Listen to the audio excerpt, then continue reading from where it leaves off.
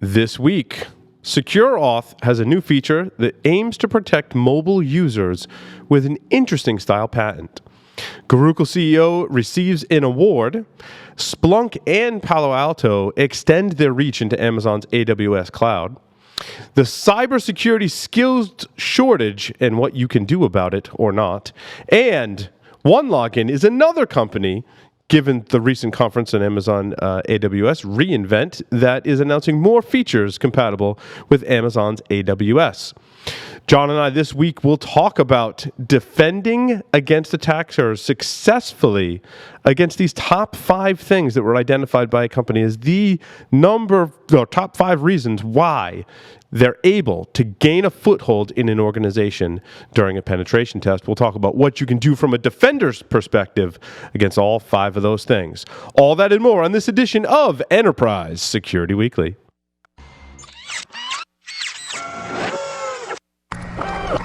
This is a Security Weekly production.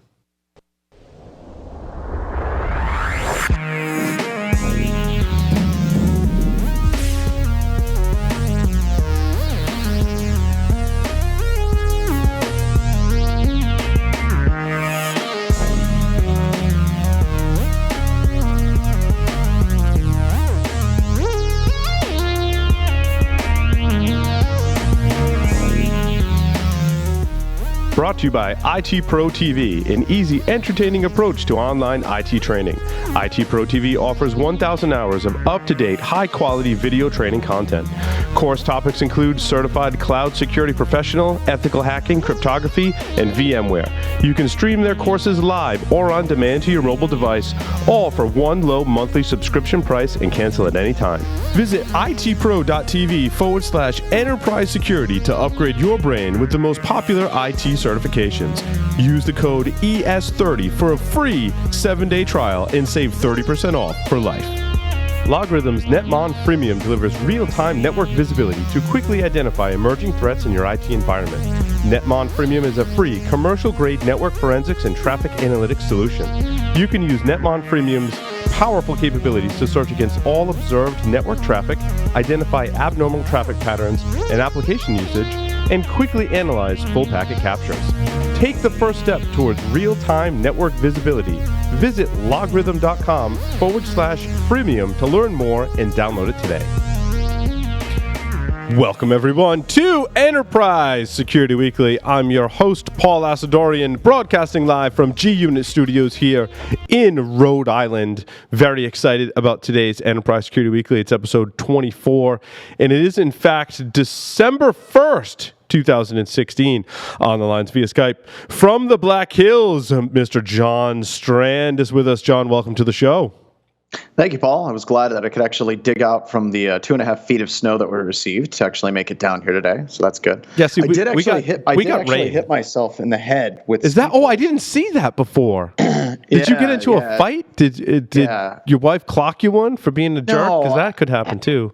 I got these ski poles that are collapsible, and it's for backcountry skiing. And I'm trying to pull the pole apart, and it snaps and nails me in the head. And my son goes and twists it in a different spot, and he goes, "Dad, this is a lot easier." So I was a complete moron. But yeah, it actually split it wide open. I got stair strips holding it together. It's just been, Paul, I think we were talking about before the show, I can't wait to get done with 2016. Yes. And just we're going to be done with this year. I completely agree. There's only so many things we can keep under control that are under our control. So in 2016, some things got out of control. We need to reel the reins in on it. A little bit. A little bit. So let's jump right into it. Let's talk about SecureAuth. And I'm still trying to figure out what this is and what this means.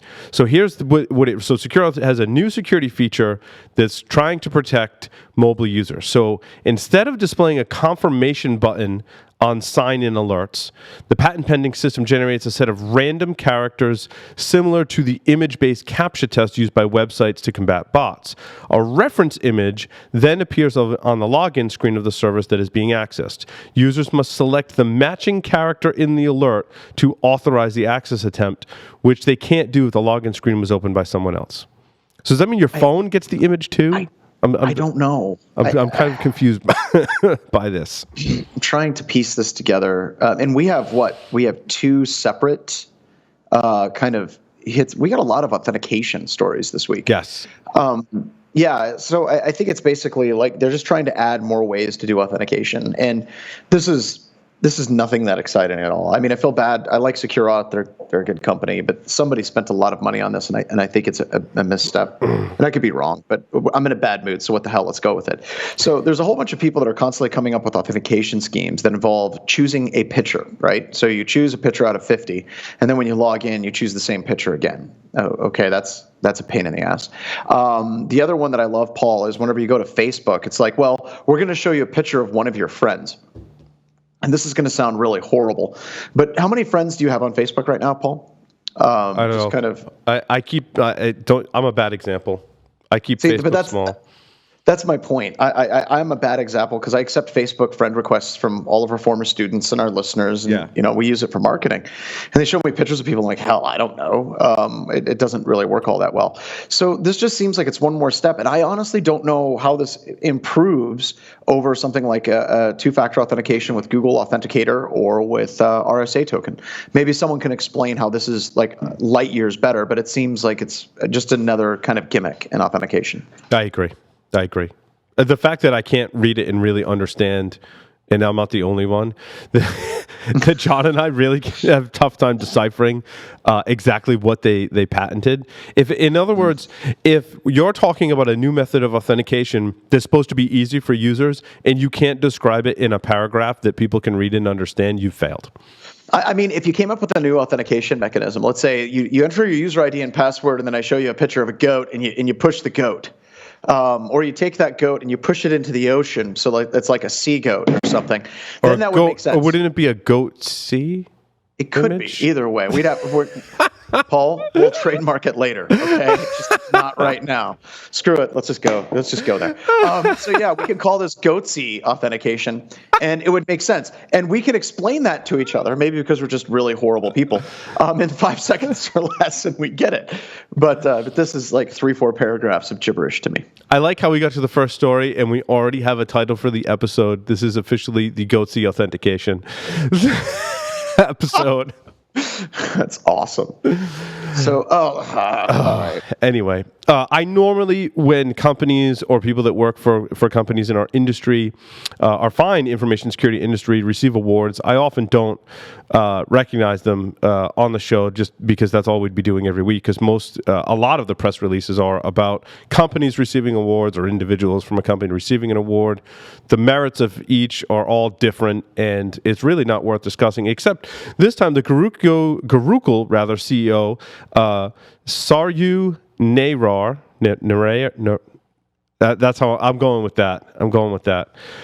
She won the Female Entrepreneur of the Year. And the reason I wanted to mention this is because I got a chance to meet her. She's a very, very nice woman. And I commend what Gurukul is doing in the market under her direction. So I thought this was an appropriate thing to mention. Yeah, there's a lot of companies that are in the identity and access management and user behavioral analytics space. And we did actually meet these guys. We talked to them, and it's nice to actually talk to somebody that's like at the CEO level that actually gets what the hell their company does. Yeah. So it was awesome.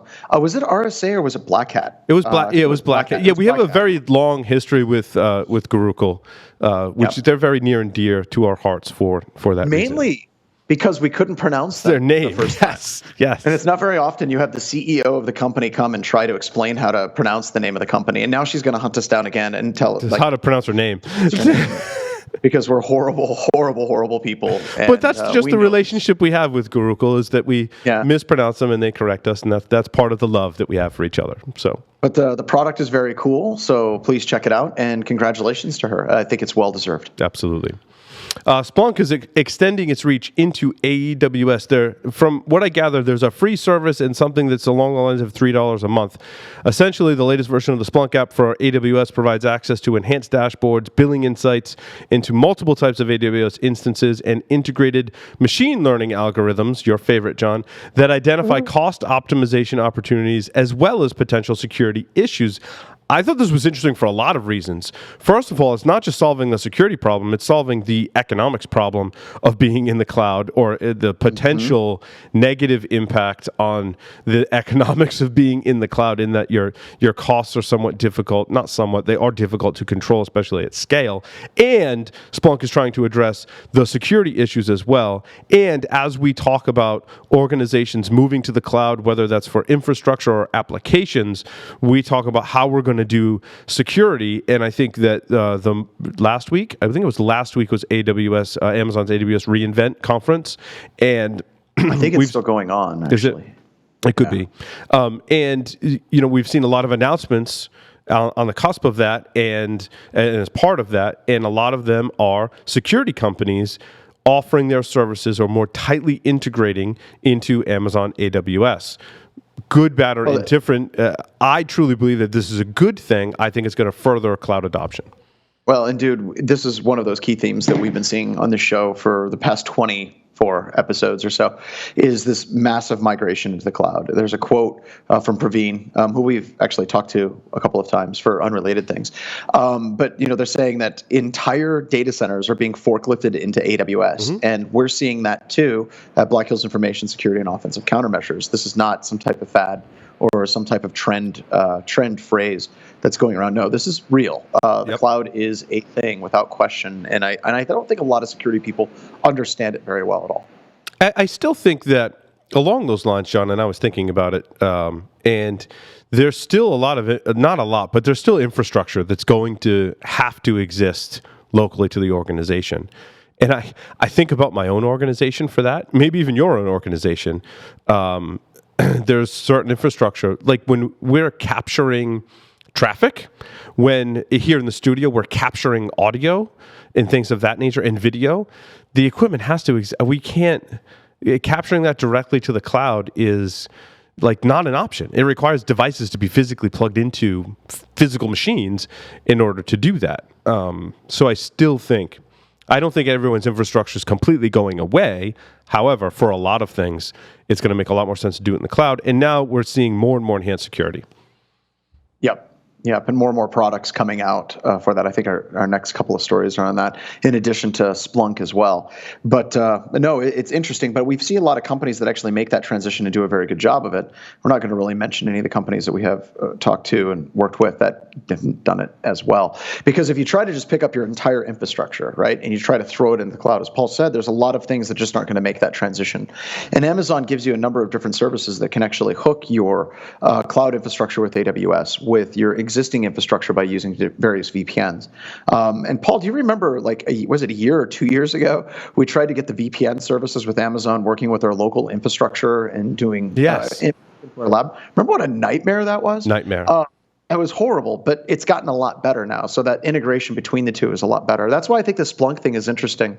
Do you see this as something, Paul, that would be exclusively within the cloud, or do you see it just because, you can do a lot of Splunk activity just by using a VPN and use secure syslog to basically send your logs to a Splunk collector on the inside of your environment? Or do you think that this is just a kind of another toehold for hooking their products, as Splunk's products, into the cloud itself? Yeah, it's interesting, John, and I don't remember who I was talking to recently about it, but we've talked about this problem. Like when you get to storage in the cloud, so let's say I want to host my SIM like Splunk in the cloud, like that could be expensive. I don't know how much that cost is going to change, if it's going to go down or up or change in some way as the way they count storage so that more people can do it. But there reaches a certain point where myself, I work for an organization, let's say, and we do banking or finance or telecom, whatever we do, right? And we want to put our SIM in the cloud. That could cost us a lot of money. If we're a large organization, that can be pretty costly. But if we go to a vendor that is providing a service of SIM in the cloud, and maybe they've put research and development money into learning how to make that data much smaller, storing in the cloud, and purchasing storage in the cloud at bulk for that specific purpose, you can almost get it from them cheaper, right? Because they're buying in bulk. I need like this big block in the cloud for my SIM. And I think that's going to be interesting. I think in 2017, I think that's really going to come to fruition. And you're going to have to make some different decisions with your IT infrastructure in terms of storage in the cloud. Today, to answer your question, John, like, I would most likely lean towards my main Splunk instance, because storage is so cheap locally. I put it there. And then I would send that data out of the cloud. Now you have to watch, because you're taking data out of the cloud, and there's a cost for that too, depending on how you're set up. Or for the most part, there is going to be a cost. How much, I think, depends on your configuration. Well, and I think that opens up some additional questions and some advice that we can give to people that are listening to the show. If you're dealing with a vendor, any vendor at all, and they talk about moving their services in the cloud on a tremendous amount of data, be it logging data, packet data, whatever that data is, the cost isn't just the cost to the server, but it's the cost of the data transfer and storage. Paul, I don't know if you remember the first time with one of our customers, I showed you a bill that we had $24,000 in data transfer charges in 1 month. We learned the hard way that stuff adds up quickly in the cloud. Very quickly. And there's also better ways of doing it. So if you're talking to a vendor, and this is nothing really to do with Splunk, but it's just kind of a general rule of thumb, and they're talking about Amazon in specific, and we'll deal just with Amazon because that is the major player right now, and they're talking about data ingest. If you start talking to them and do some research on like Kinesis Firehose, S3 Glacier, and if you start asking them questions, how do they accept and ingest data? And if they don't know what Kinesis is, if they don't know the different tiers of Amazon storage, then you really need to find another vendor, because those data transfer and ingest and storage fees are going to eat you alive. And any vendor that's living in the cloud has to know what these services are, how these services work, and how they're managing that data, dealing with sharding across databases. And if they can't speak to that, it's time to find another vendor very quickly. Speaking of other vendors that are playing in AWS, Palo Alto Networks made an announcement. And boy, this is a mouthful, John. And here's the quote. Go for it. Using a combination of AWS Lambda, Cloud Formation templates, and Amazon CloudWatch services, along with bootstrapping and XML API automation features supported by the VM series, joint customers can now automatically scale the cyber breach prevention capabilities of the Palo Alto Networks next generation security platform as their AWS workload demands fluctuate. Wow. Is that a prolific marketing statement if I've ever seen one on this show before or in my entire life? That is in the lead right there. Dude, the next one, I almost feel that they're kind of doing this to call us out, because the next sentence isn't as long. It's like one word shorter. But additionally, Palo Alto Networks joins AWS Competency Program for Security, which highlights partners who have demonstrated success in building products and solutions on AWS to support customers in multiple areas, including infrastructure security, policy management, identity management, security monitoring, vulnerability management, and data protection. Ow! They hit so many buzzwords in there. I mean, XML API, bootstrapping, next generation. And I still don't know exactly, like, what does this mean? I don't know. I don't know. What is it? Does it? They don't talk about it, like, really what it means. Does it mean that if I have infrastructure in AWS now, can I buy Palo Alto Network firewall functionality for my cloud system? Before. They've been in the marketplace for some time, right? Looking at this and tearing this thing apart even more, this looks like Palo Alto is just now getting into the cloud. Like, if you read this press statement, it seems like they're showing up to the party extremely late and saying, "Hey, Palo Alto's now in the cloud. Who's with us?" And it's like everybody's already been in the cloud for a long time, including Palo Alto, which is including Palo Alto. Yeah. Yes, absolutely. And we know that. I mean, we know the guys at Palo Alto, and they've been in the cloud for a while. We like them. So I think that this wins the award of worst press statement of the week. This is just bad. Could be in the running for the year. We may have to run that next week or the following. Whenever our last episode is, we'll go back through our show notes, and John and I will pick like our top 3 or something worst press statements.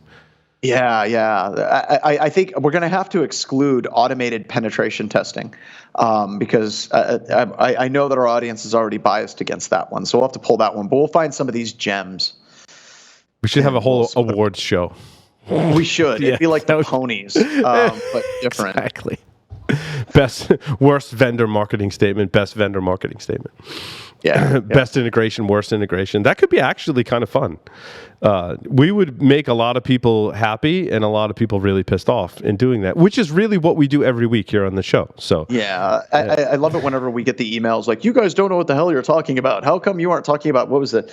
We had one guy with mobile something integration, and we're like, hell, I don't know. I've never seen this before. How could you guys have never seen this? It's like, yeah, well, because that's probably that guy or gal's world, right, is doing the whole thing. And that's all that they do. And so we don't know everything. And God, I sure hope that people don't think that we know everything. No. That's really a bad It's our opinion. It's like your opinion, man. That's right.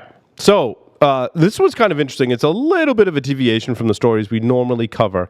However, they said something in this article, John, that we've said, which automatically makes it smart. No, I'm just kidding. But they did say, and I think this is important advice for enterprises, the right combination of skills, technologies, and processes can maximize the business value of the skills already in place at your organization. I don't even really need to read the rest. And this is talking about the cybersecurity skills shortage, and this is really something that John and I have been talking about this year, is that when you combine skilled people or people, that have specific skills, however you want to phrase that, with technology, any kind of technology, software, hardware, computing in general, and processes, that's the winning combination, right? That's what we're after to provide security for our organizations, because it is such a complex problem that all three of those factors working together, provided it's a solid process and provided the people actually have skills and the technology works, which is why we try and cover all these vendors for everyone to help you find those magic combinations, that this is really the way we should approach security. And now this article is talking about it as it relates to the people that you're either have hired that work for you or you're looking to hire, is to arm them with the right skills, technologies, and processes. And then you won't have as much of a shortage because they'll be doing more awesome, right? Well, and I think that goes too. If you have a choice of hiring somebody that's 150,000 plus employee per year, right? Mm-hmm. And you have a choice of getting someone that has marginal skills for 75. Trust me, in the long run, the $150,000 employee is far better, because you just had Ben Donnelly from Promethean out. Ben Donnelly, he shows up and let's say, he charges X, but he gets 3 times the work done of a normal human being, and he's way worth it, right? Absolutely. So you end up paying for that skill set in the long run. And the worst part is good firms, they're pulling down those really good skill set people and they're keeping them.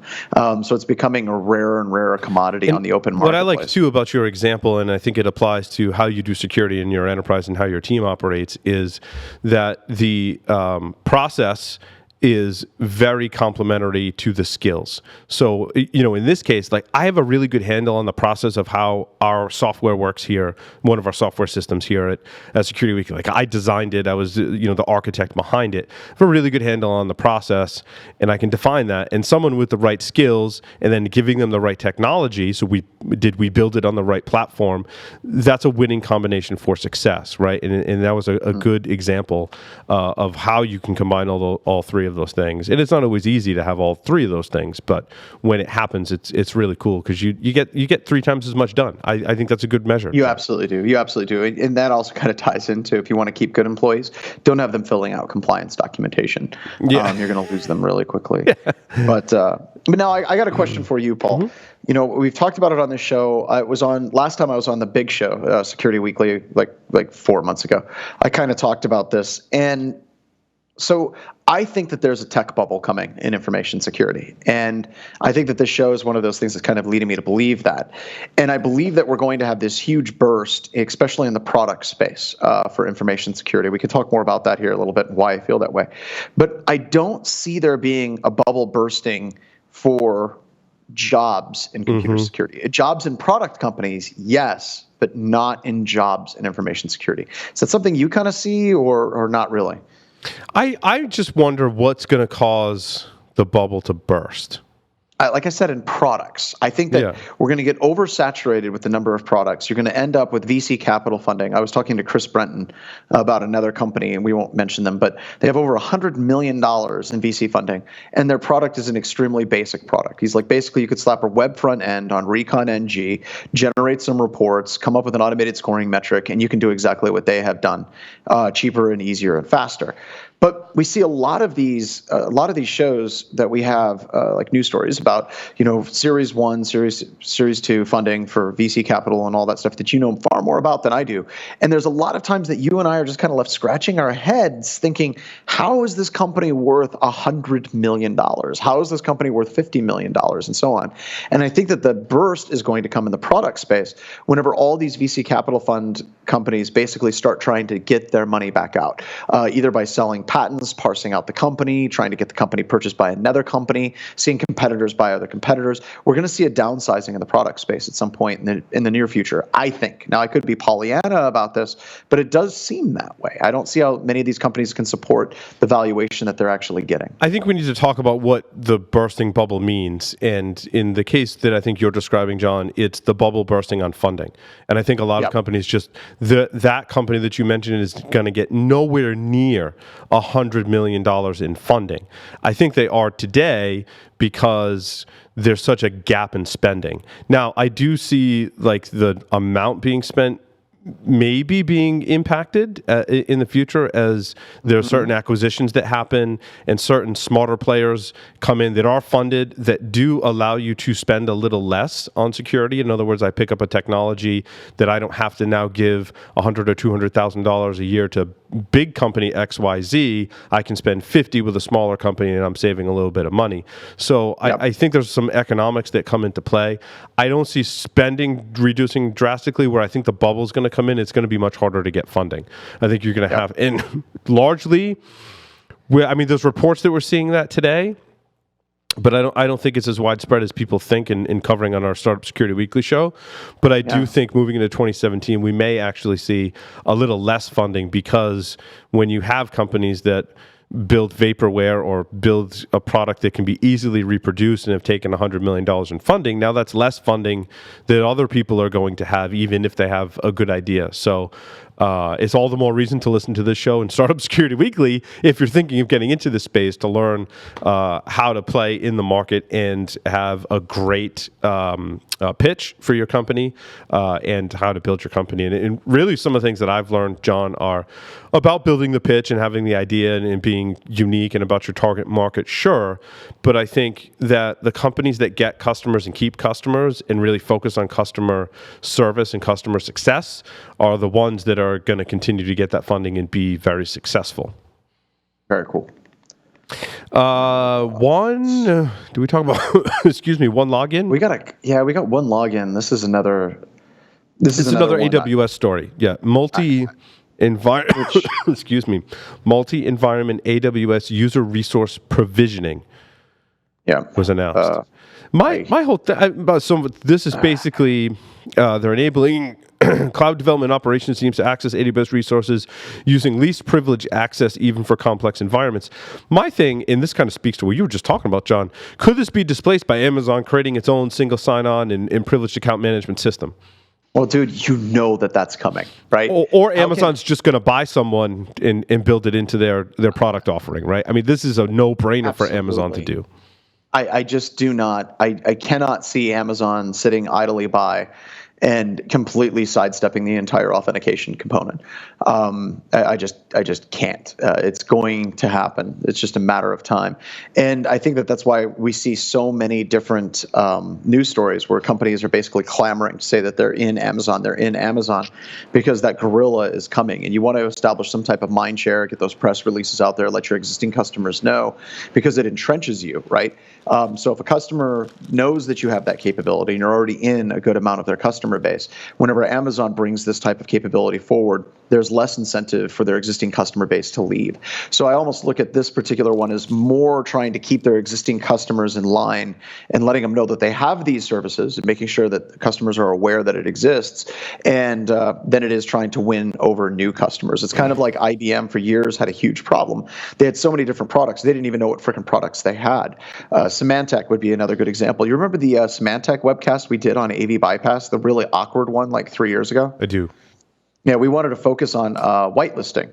And we had to find that Symantec had whitelisting capability, and their salespeople had no idea that it was actually a thing. Like, we showed it to them over the webcast, and they're like, wow, that's really cool. We didn't know that. It's like, it's your product. And then they start losing market share to Carbon Black. They start losing market share to other application whitelisting products.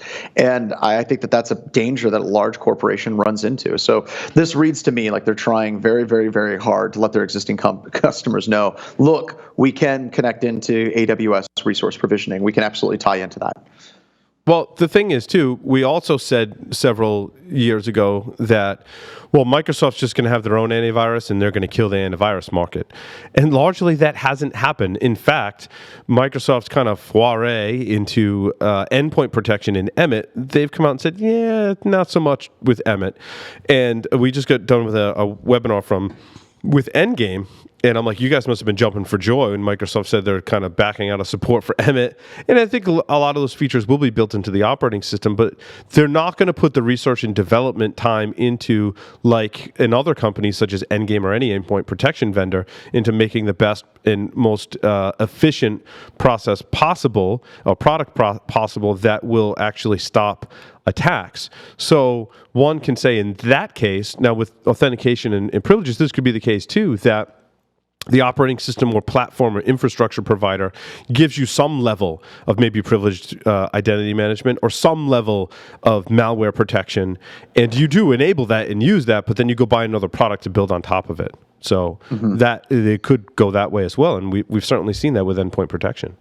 Oh, and I also see it appears to me that Microsoft is trying to focus more on what they consider to be their core competencies, right? You know, dealing with Active Directory, supporting the actual business. Whenever they move into security with some things, that try to displace vendors, I don't think it works as well for them. Yeah, and the Active Directory is, our listeners have a very sharp opinion about Active Directory and whether it'll go away or not, and a lot of people chimed in and said absolutely not. And I agree. I think it's fun for John and I to explore that option, but I think you're right. It's their core competence.